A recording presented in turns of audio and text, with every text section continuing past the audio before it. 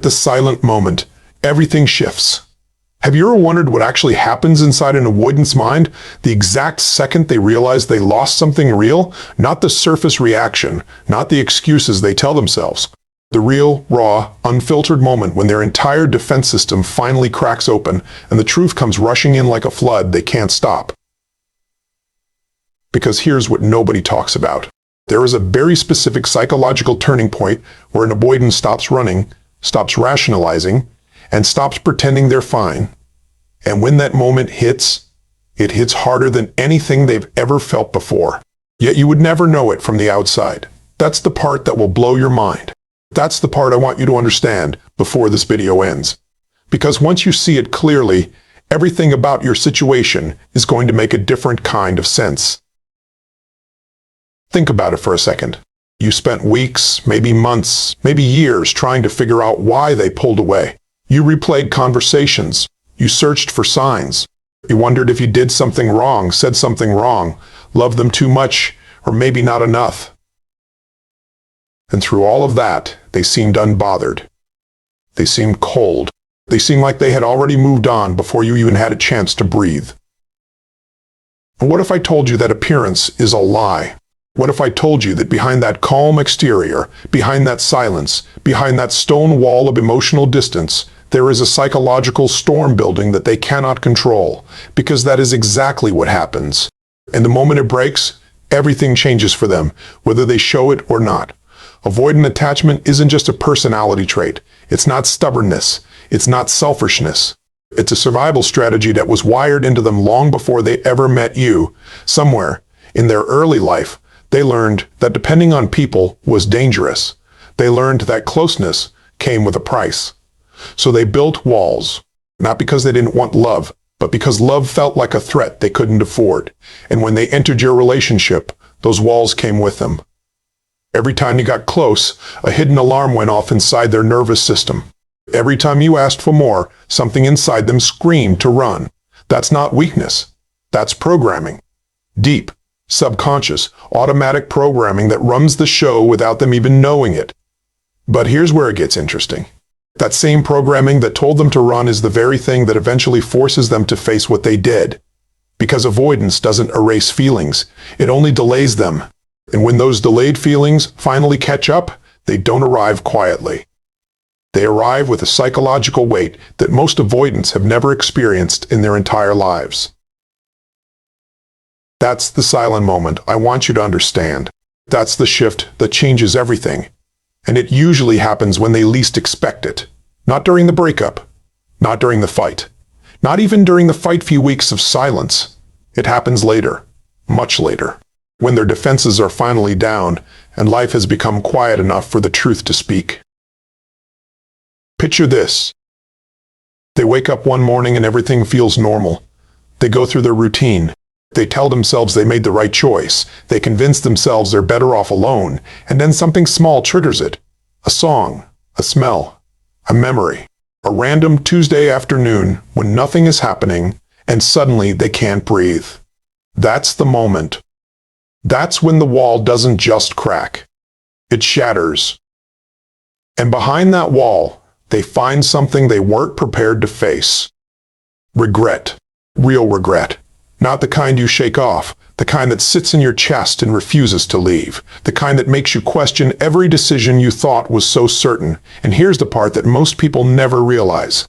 Avoidants don't experience emotions in real time the way anxiously attached people do. Their brains are wired to deactivate emotional responses in the moment to protect them from feeling overwhelmed. So when the relationship was happening, they didn't feel the depth of what they had. They felt pressure. They felt suffocation. They felt the urge to escape. It's only after the escape, after the distance, after the silence has settled in, that their nervous system finally allows them to feel what was really there. And by that point, it's often too late. That's the tragedy of avoidant attachment. They don't lose love because they don't feel it. They lose love because they only feel it once it's gone. So the question isn't whether they realize they were wrong. The question is when. And what happens inside them when they do. Because what unfolds after that realization is a psychological process most people have never heard about. A process that involves shame, grief, obsession, longing, and a very specific pattern of behavior that reveals everything you need to know. Stay with me, because what I'm about to break down next is going to change the way you see every avoidant you've ever known, especially the one you're thinking about right now, the delayed emotional processing problem. Why does it take an avoidant so long to feel what they should have felt from the very beginning? Why do the tears come months later? Why does the regret hit them in the middle of the night when everything is quiet and there's nothing left to distract them? The answer lies inside something called delayed emotional processing, and it is one of the most misunderstood aspects of avoidant psychology. Once you understand how this works, you're going to see your entire situation from a completely different angle. You're going to realize that their silence wasn't peace, their distance wasn't strength, and their calm wasn't closure. It was a delay. A slow, ticking delay that eventually detonates when they least expect it. Here's what actually happens inside their mind. When an avoidant is in a relationship, their nervous system is constantly scanning for threats to their independence. Every text, every conversation, every emotional moment gets filtered through a protective layer that dulls the intensity of what they feel. It's not that they don't care. It's that they can't allow themselves to fully register how much they care in the moment, because feeling too much would trigger the very fear they've been running from their whole life. So they blunt it. They minimize it. They tell themselves it's not that deep. And this becomes their default mode of operating in love. Present physically, distant emotionally, and completely disconnected from the depth of what's actually happening between the two of you. Now here's where the delay comes in. When the relationship ends, that protective layer doesn't disappear. It stays active for a while, sometimes for weeks, sometimes for months. That's why avoidants often seem shockingly fine right after a breakup. They move on quickly. They date someone new. They throw themselves into work. They act like the whole thing meant nothing. And from the outside, it's devastating to witness. Because you're grieving, you're crying yourself to sleep, and they look untouched. But what you don't see is that their brain is still in shutdown mode. It hasn't caught up yet. The emotional signal is buried under so many layers of suppression that it can't reach the surface. Not yet, but it will. The suppression works like a pressure cooker. Every emotion they refuse to feel during the relationship gets stored. Every moment of intimacy they couldn't fully absorb gets filed away. Every argument, every laugh, every quiet moment on the couch, all of it sits in their subconscious waiting for the right conditions to surface. And those conditions almost always involve stillness. When their life slows down, when the new distractions fade, when the novelty of freedom wears off and reality starts to settle in, that's when the pressure cooker begins to leak. That's when random memories start showing up uninvited. That's when they find themselves thinking about you at strange hours and they don't even know why. This is why the timeline of avoidant regret is so unusual. It doesn't follow the pattern most people expect. There's no immediate reaction. There's no visible grief. There's just this slow burn that builds quietly in the background of their life until it becomes impossible to ignore. And by the time it becomes impossible to ignore, they're usually deep into a version of themselves they don't recognize. Because delayed emotions don't come out gently. They come out with force. They come out with confusion. They come out with a kind of internal chaos that makes them question everything they thought they knew about themselves. And here's the twist most people miss. During this delay processing phase, avoidants often experience something psychologists call emotional flooding. It's a state where the emotions they suppressed for so long finally break through all at once. And because they never learned how to handle emotions in real time, they have no idea what to do with them. They feel overwhelmed. They feel exposed. They feel like something is wrong with them.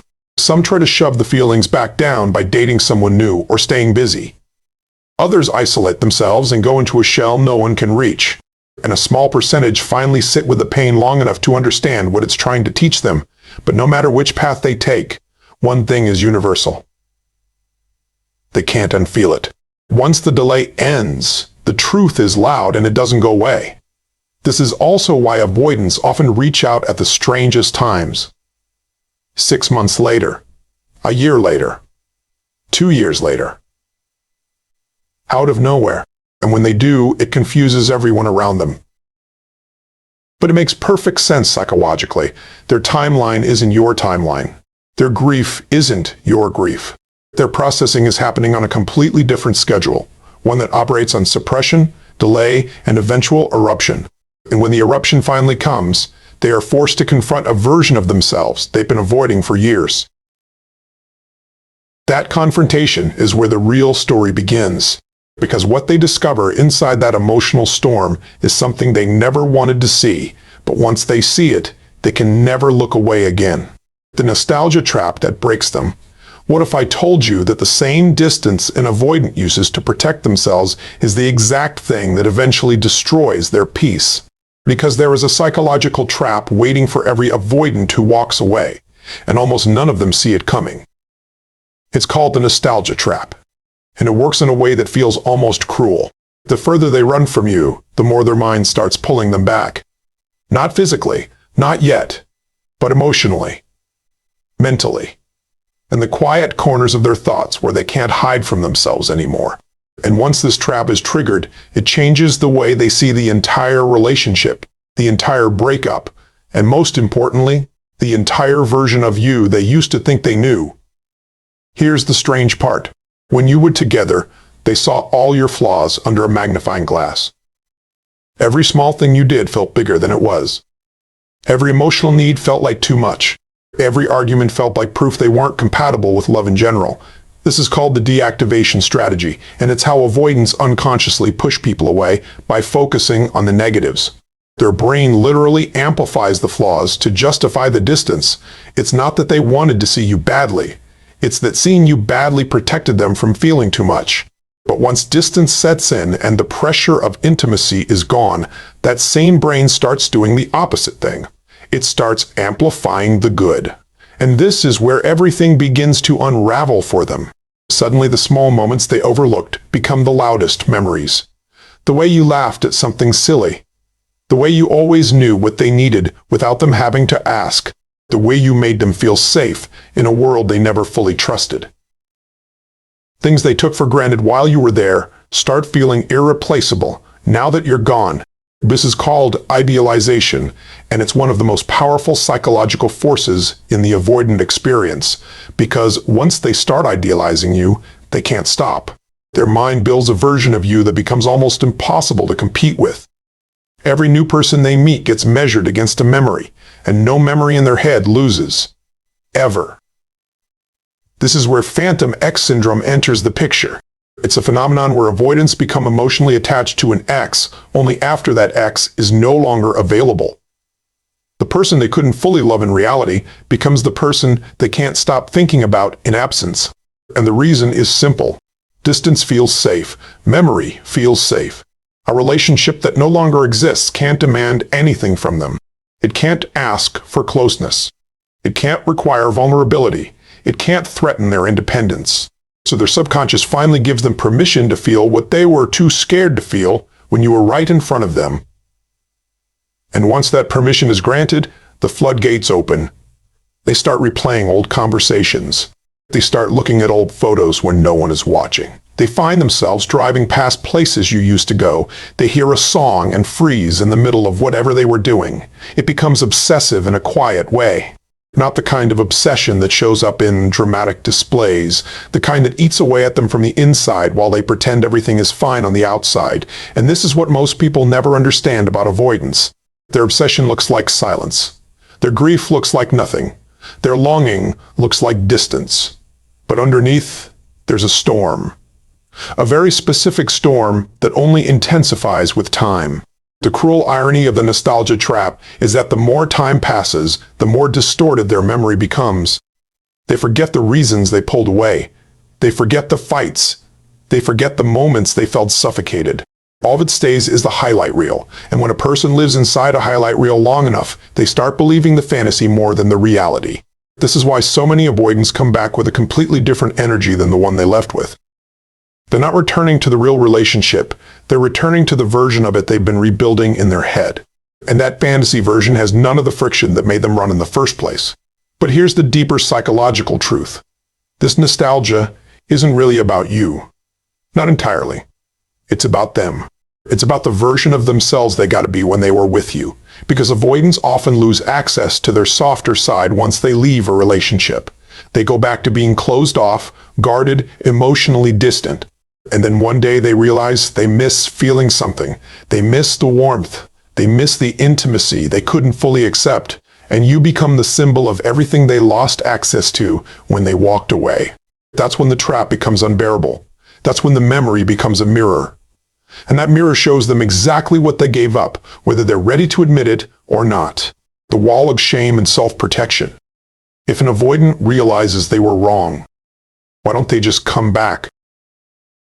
Why don't they pick up the phone? Why don't they say the words that could change everything? This is the question that haunts almost everyone who is loved and avoidant. And the answer isn't what most people assume. It isn't pride. It isn't stubbornness. It isn't that they don't care. The real answer lives in something much deeper and much heavier than any of those things. It lives in shame. A specific kind of shame that avoidants carry like an invisible weight on their chest. And this shame is the exact reason they stay silent, even when their heart is screaming at them to speak. Shame is different from guilt. Guilt says I did something bad. Shame says I am bad. Shame says I am bad. And avoidants, more than any other attachment style, are wired to internalize shame in ways that shape their entire life. Somewhere along the way, they learn that showing vulnerability leads to rejection. They learn that admitting fault makes them weak. They learn that if they open up too much, they'll be seen for who they really are, and that terrifies them more than anything. So when they finally realize they messed up, that realization doesn't lead to action. It leads to paralysis, complete, suffocating paralysis. Because the same nervous system that told them to run from intimacy now tells them to run from accountability. Think about what it takes for an avoidant to reach out after they've hurt someone. They would have to admit they were wrong. They would have to sit in the discomfort of vulnerability. They would have to face the possibility of rejection, which is the very thing their entire defense system was built to avoid. So instead of moving toward the person they hurt, they move further away. Not because they don't want the connection, but because reaching out feels like standing naked in front of a firing squad. Their brain equates emotional exposure with danger, and no amount of regret is strong enough to override that survival response, at least not right away. This is where the wall gets thicker. Every day they don't reach out, the shame grows. Every week that passes, the story in their head gets worse.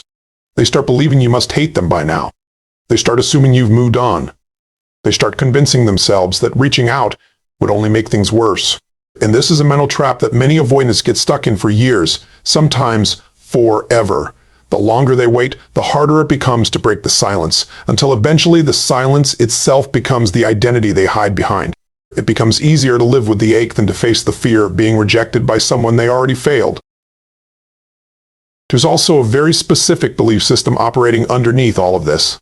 Deep down, many avoidants carry a core wound that whispers they don't deserve love. They don't deserve second chances. They don't deserve to come back. This belief was formed early, long before they had the words to describe it, and it runs the show in ways they don't even understand. So when they hurt someone they love, that wound gets activated. And instead of fighting for the relationship, they punish themselves by staying away. It looks like indifference from the outside, but internally it's self-sabotage on a level most people can't comprehend. They're not staying away because you don't matter. They're staying away because they believe they've disqualified themselves from mattering to you. This is why so many avoidants develop a pattern of watching from a distance. They check your social media without engaging. They ask mutual friends about you without admitting they care. They keep tabs on your life while pretending they've moved on. It's their way of maintaining a connection without risking exposure. They want to know you're okay.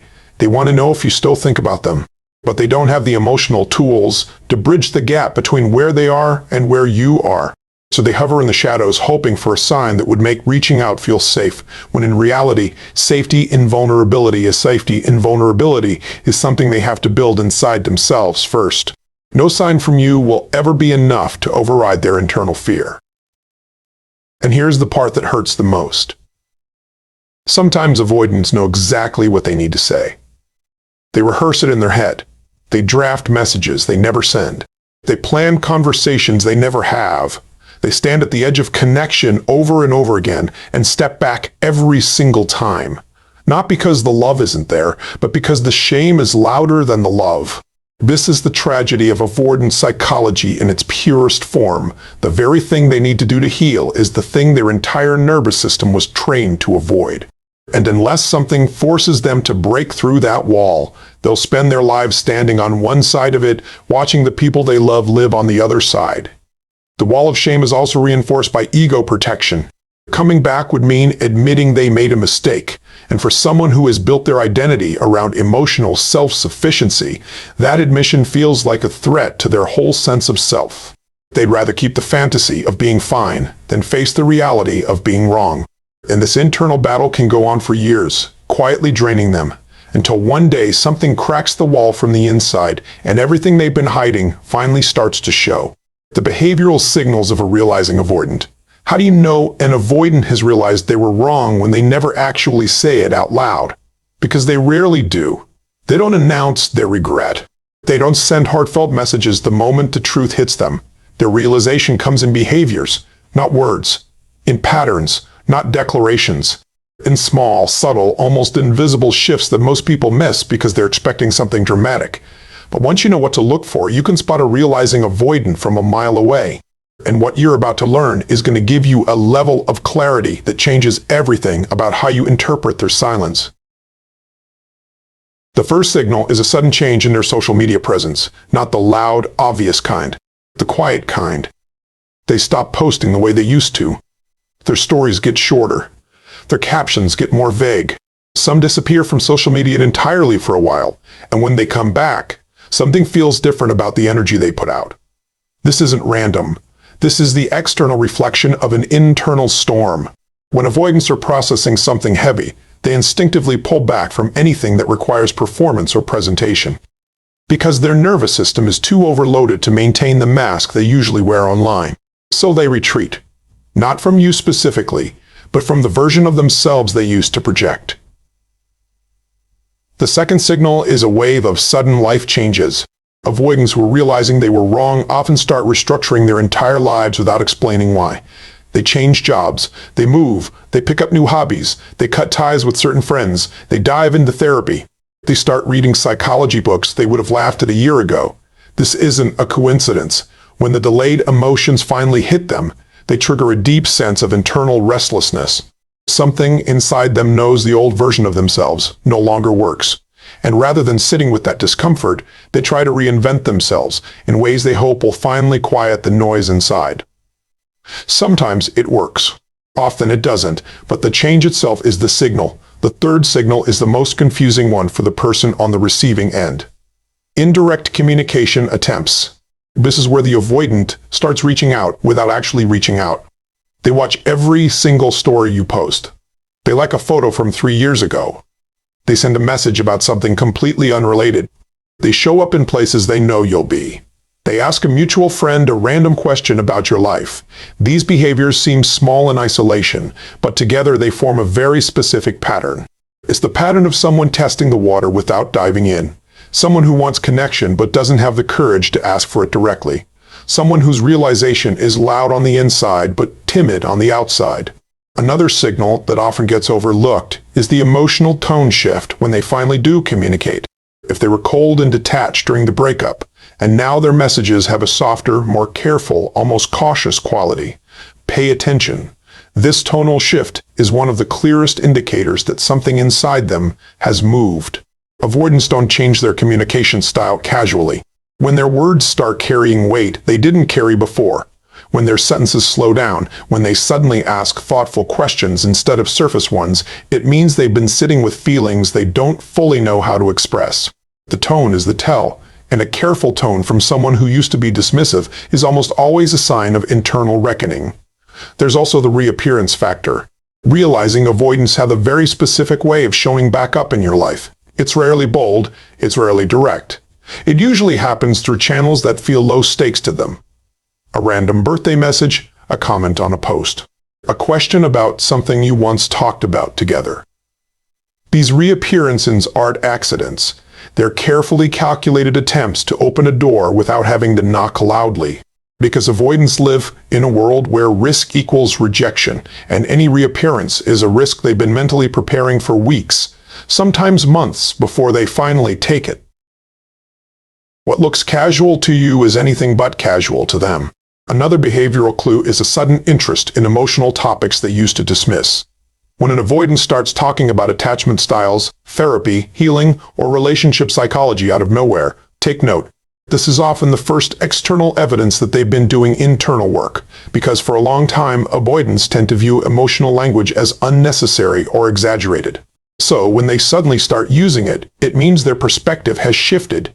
Something cracked open, something forced them to look at themselves in a way they never wanted to.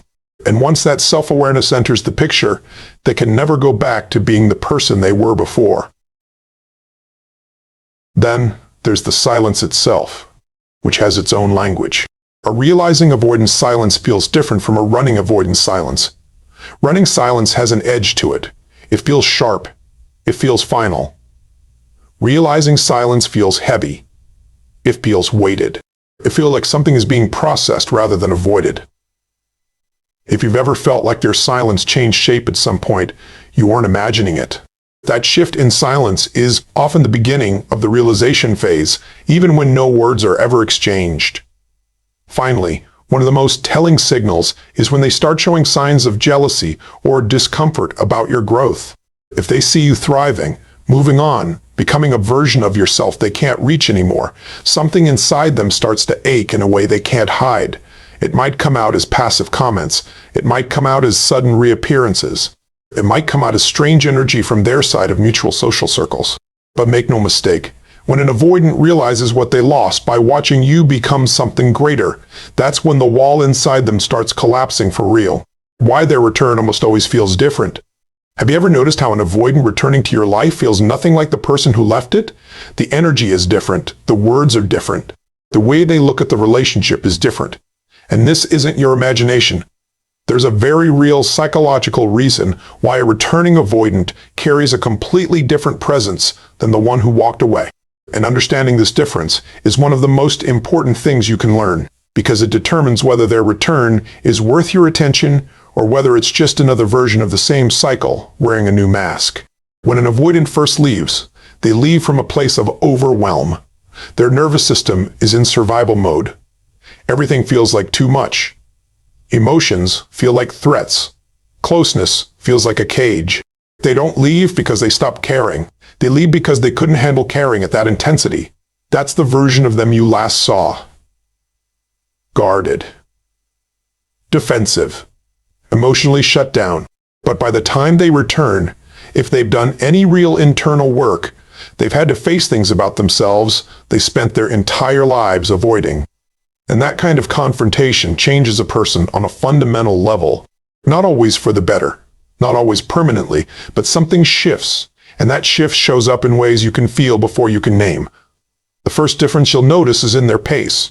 A returning avoidant who has genuinely processed their wrongness moves slowly. They don't rush back in with declarations. They don't try to sweep you off your feet. They approach with a kind of hesitation that reflects the weight of what they've been carrying. They know they can't undo what happened. They know they don't have the right to ask for anything, so they show up smaller, softer, more willing to sit in discomfort. This is very different from the avoidant who returns out of loneliness, boredom, or fear of being alone. That version comes back quickly, with charm, with promises, with a desperate energy that feels more about their needs than yours. The second difference is in their language. A truly transformed avoidant speaks a language they didn't have access to before. They use words like attachment, patterns, healing, and accountability. They own their behavior instead of defending it. They talk about what they've learned about themselves. They acknowledge the pain they caused without minimizing it. This is a huge signal, because avoidants who haven't done the work will still use the same deflection tactics they always used. They'll say things like, "It wasn't just me," or "We both made mistakes," or "I wasn't in a good place." Those phrases are red flags dressed up as apologies. Real accountability doesn't shift blame. It absorbs it. The third difference is emotional presence. Avoidants who have grown can finally sit in emotional moments without checking out. They can hear your pain without shutting down. They can hold space for your feelings without trying to fix them or escape them. This is a skill that takes real work to develop, and it's the clearest sign that someone has moved beyond their old patterns, because avoidance isn't just about physical distance. It's about emotional unavailability in the moments that matter most. When an avoidant returns and can actually stay present during hard conversations, you're seeing evidence of transformation, not just intention. But here's where things get complicated. Not every avoidant who returns has done the work. In fact, most haven't. Many return because the loneliness became unbearable. Many return because their new relationships failed. Many return because they hit a wall in their own life and remembered how safe you made them feel. This kind of return is guilt-driven, not growth-driven. And guilt-driven returns follow a very specific pattern. They start strong, with lots of emotion, lots of promises, lots of urgency. But once the initial guilt fades and the comfort of your presence returns, the old patterns creep back in. The distance, the withdrawal, the fear of intimacy, because the underlying wiring hasn't changed. Only the temporary pain of losing you has. This is why timing matters so much when interpreting an avoidance return. If they come back within weeks, it's almost always driven by discomfort, not growth. Real change takes time. It takes months, sometimes years, of sitting with the truth and dismantling the defenses they built their whole life. So, a quick return, no matter how emotional it seems, is rarely a return worth trusting.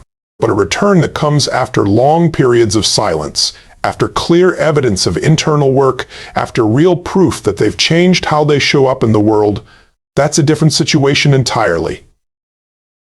That's the return that has weight. There's also the difference in what they ask for.